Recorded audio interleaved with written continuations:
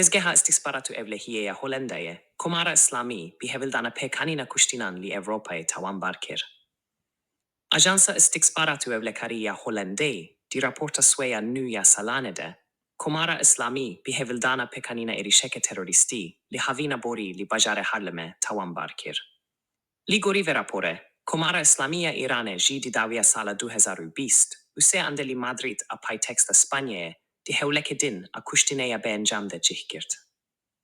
Ligor rapora malpera nosa Hollandaje, berdevke vezareta karenderveja Hollandaje pistrastkir, kuli pejve eshkere kirine, Kaspar Volkamp vezire karenderveja Hollandaje, baljoze Komara Islamia Irane, gazikirie. Di rapporta salaneja ajansa stiksparatu evlekaria Hollandaje de hatie, ku ligor zanjarien berdest, bi ihtimaleke mezin, Komara Islami, fermana kushtina chalakvan, univiskareki, Iraniye dijbere Komara Islami, li bajare Harlem a Hollande daje. Dive rapporte de herviha hatie gotin, ku Komara Islami ji heuldi de yekjirex negiren sueli Madrid, a pajteksta Spanje bikuje.